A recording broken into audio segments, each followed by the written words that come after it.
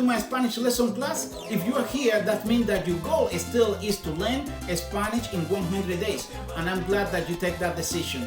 So by now, you should know how to read, write, and pronounce any word in Spanish. So any accumulation of letters, you should know how to read and write that in Spanish. So our next step now will be to learn the grammar. The most important part of the grammar now that is going to be some of the personal pronouns and as well the verb to be as well. So if you are ready, let's go to jump in the computer. All right, so now that we are here on the computer, let's go to start with the first part of the lesson, which is going to be the Spanish subject pronouns. And so here I have created a little chart that is going to show you and teach you in an easy way how to learn the Spanish subject pronouns. And here we have the singular and we have the plural. So we have the first, second, and third person in the singular. And for the first person, we have yo. That will be I in English. And then we have tú for the second person of the singular. That will be you, but that will be the informal. And then we have for the third person in the singular, we have él, that will be he. And for ella, that will be for she.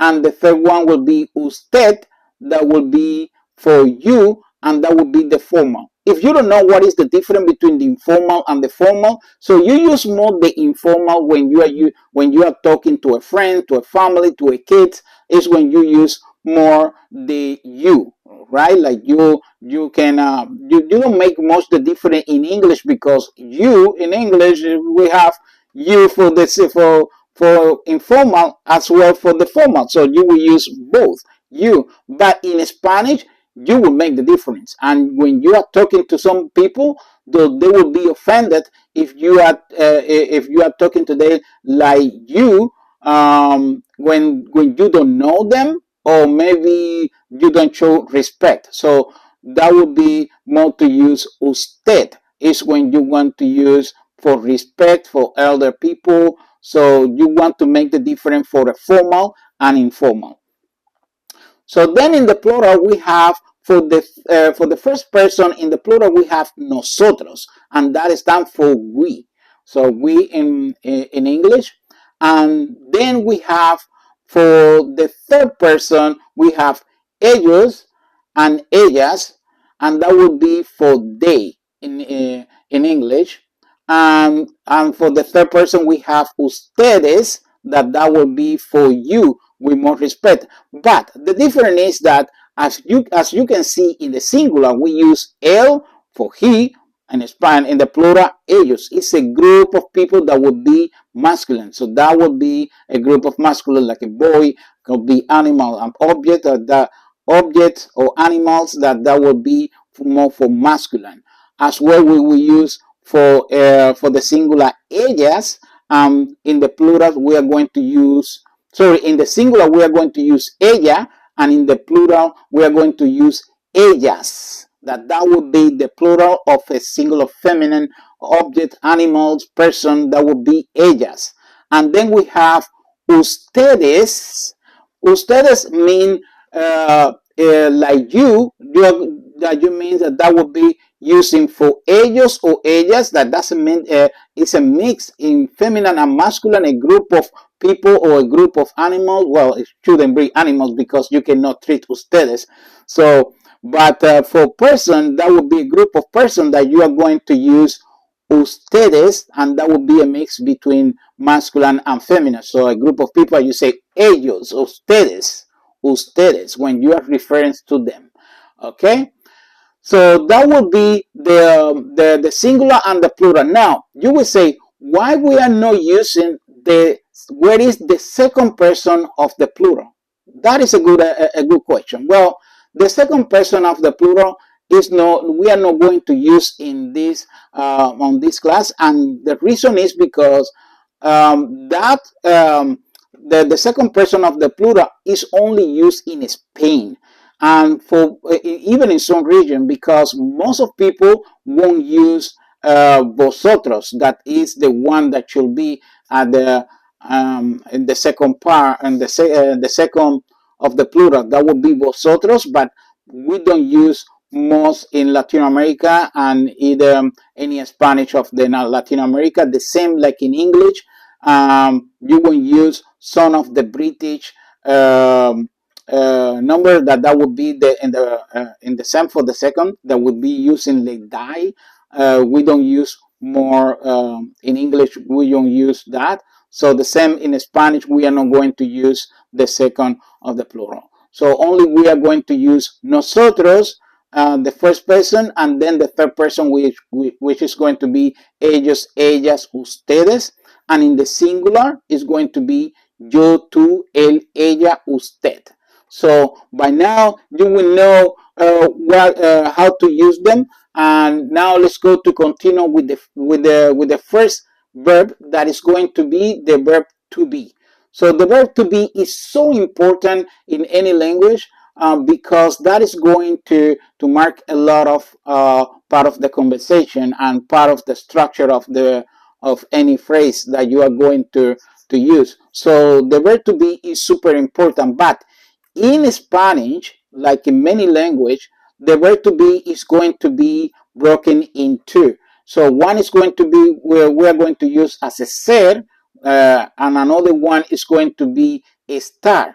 So the verb to be in English is only one, but in Spanish it's going to be broken in two, ser and estar, and each one has different meanings. So let's go to start with the verb ser, and here we have the conjugation, that is the first part, and I want that you concentrate in the conjugation first, and then the meaning of some of these adjectives as well. Okay, so here we have the singular, and we have yo. Already we know yo soy. Yo soy, that would be I am. Then we have tú eres, you are.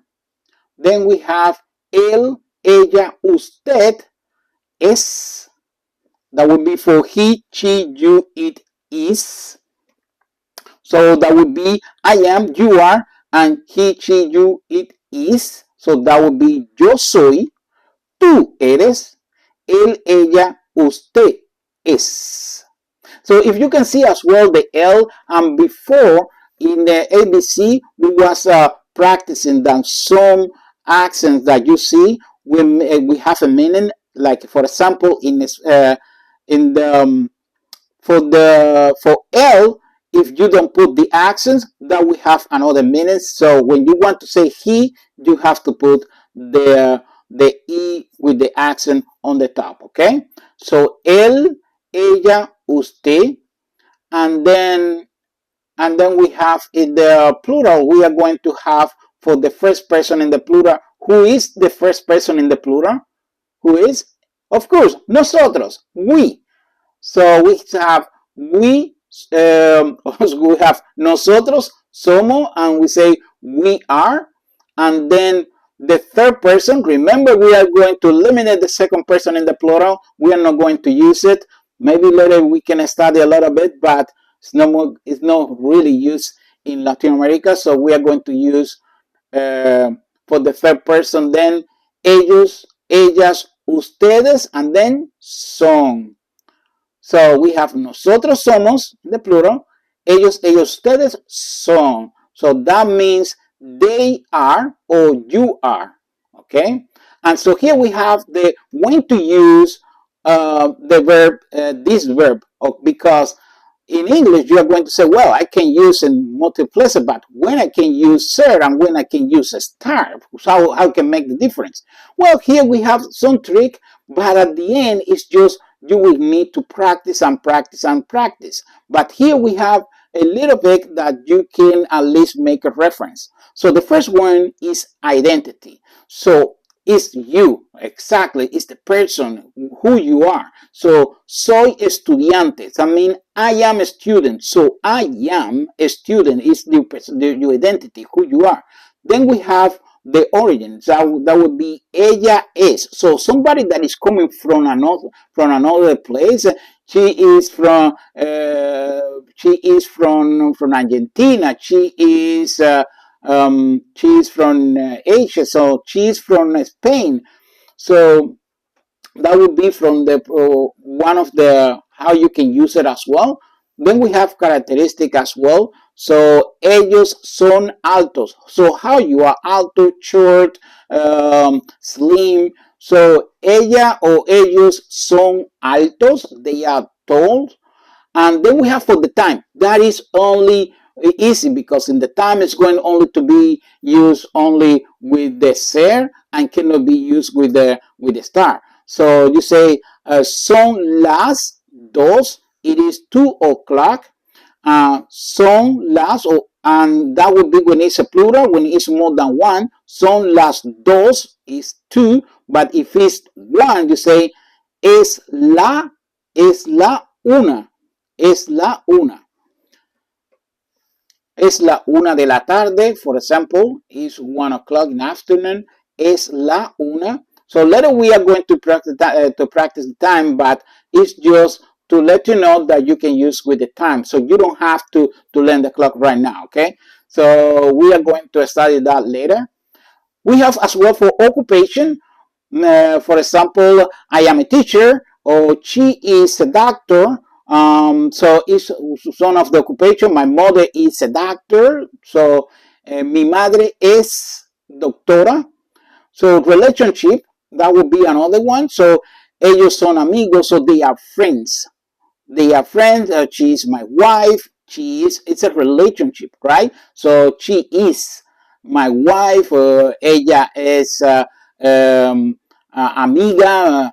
So that is when you are using more the verb ser, and you will need to practice in each situation.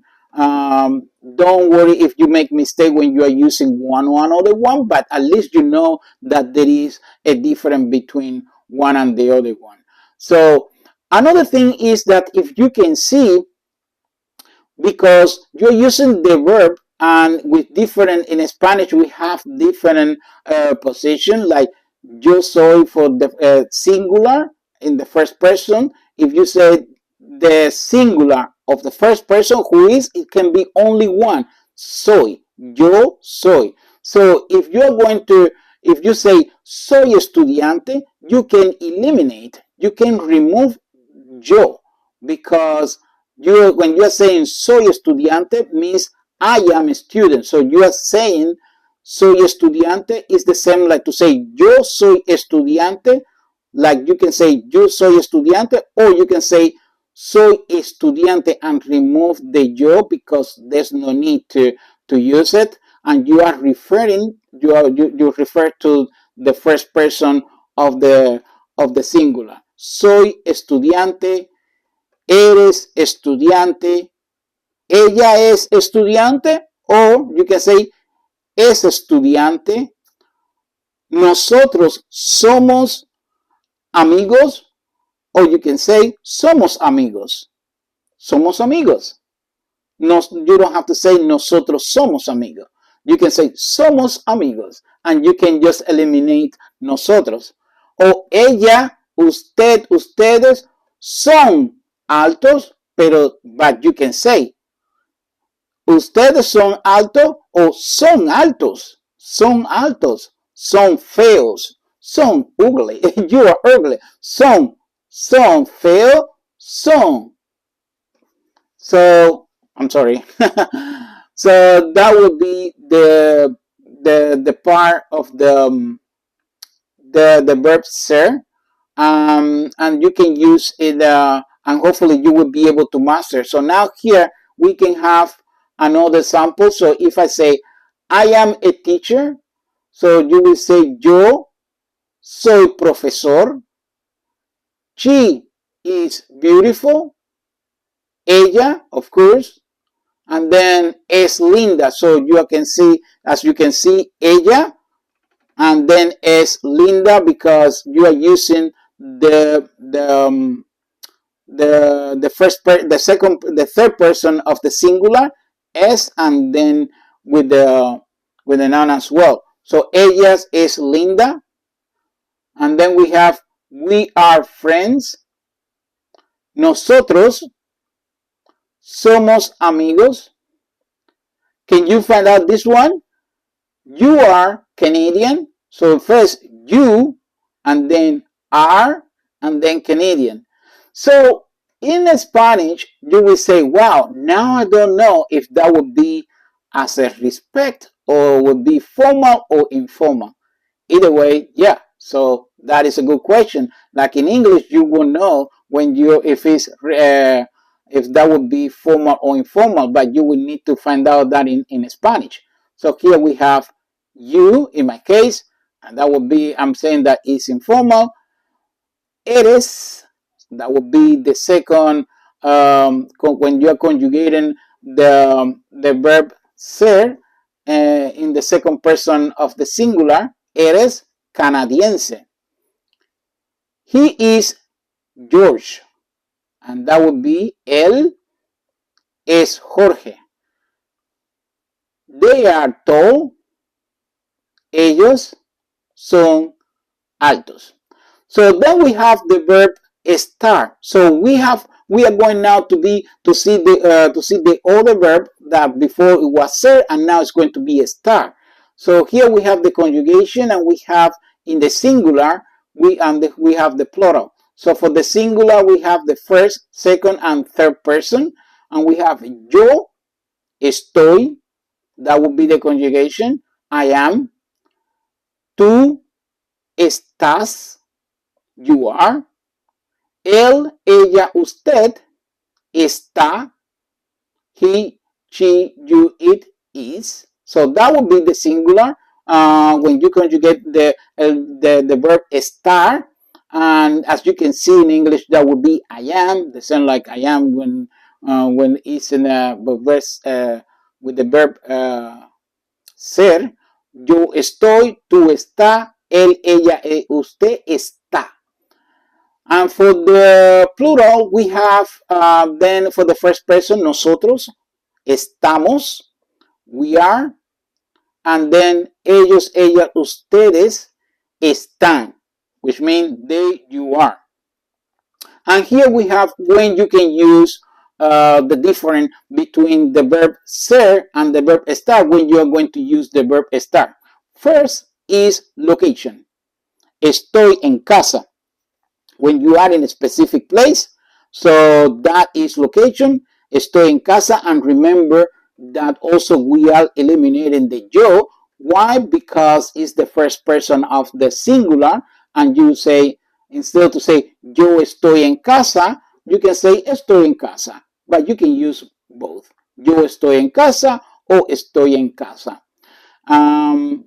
Then we are going to have a temporary state or condition. So that would be ella está cansada, I am sad, you are tired, you are sick. So it's a condition how you feel and how you are. Also, you have emotions as well. Están felices, I am happy, uh, I am happy, I don't know, sad as well. So it's emotion as well. And that would be when you can use it as well. Están felices. So as you can see, is for they are. So ellos están felices. You could say ellos están felices or ellas están felices, but at the same time you can remove the ellos or ellas and just use están felices, so you don't have to refer if that would be a feminine or that would be masculine. So only by saying están felices, the other person, they will understand that it's a group of people who are happy, and you don't have to distinguish if that would be masculine or feminine. That is the good things in Spanish, that by doing this you don't have to distinguish if that would be feminine or masculine. And especially today when there is some people that they refer or they will see, they say as they are not ellos, or they don't want to be referred